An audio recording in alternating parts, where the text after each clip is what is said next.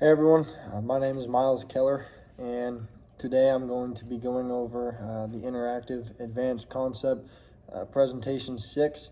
And in this presentation, we're going to be talking about the nuclear bomb, So obviously we're not going to be making one of those, so I'm going to be giving a presentation just kind of explaining what takes place when those are made, how they're made, and just there's simple reactions that happen when the bombs go off. So just a quick background in nuclear chemistry. I've taken some notes here, and I'm going to share those with you guys.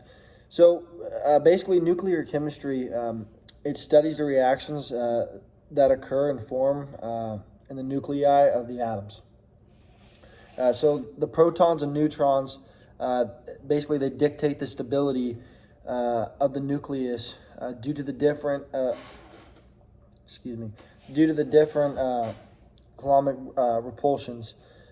And so what happens is the short range attraction of the nucleus that are present, or the nuclei that are present, will go together with the Coulombic repulsion. So with that being said, the larger and heavier atoms are going to be more unstable, basically because of their density, because they're so dense, they can't be contained, and they are so big that it's basically just creating them to be unbalanced. And when that happens, the unstable atoms actually have a tendency to have radioactive decay in them. And so all isotopes of elements with atomic numbers greater than 83 are going to be radioactive. Now, so there's a couple things here I'm going to mention. There's chemical reactions and there are nuclear reactions. So I'm going to state 4 things from each and kind of give you guys a rundown on that.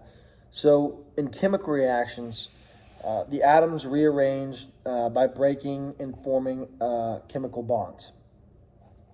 Only electrons in the atom or molecular orbitals are involved in the reaction.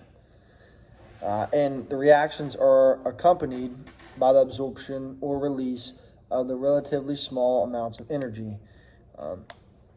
And the rate of the reaction is going to be influenced by the temperature, the pressure, the concentration, and the catalyst of that specific reaction. So now to cover the nuclear reactions, the elements are converted to other elements.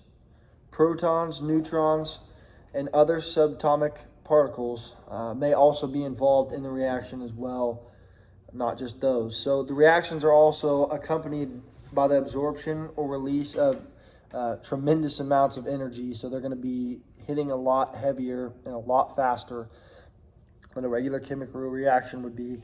And the rates of the reaction are normally not affected by the temperature, the pressure, or the catalyst. They are already set up to be a specific way.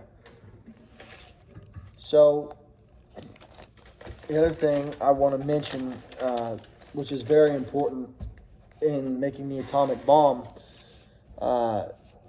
it's going to have nuclear fission in order to make the explosion happen.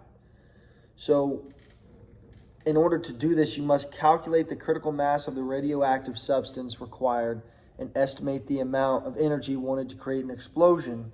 And what you're going to do is you're going to divide that by 1 mole of whatever substance you're using to create this explosion. Most of the time it is uranium-235.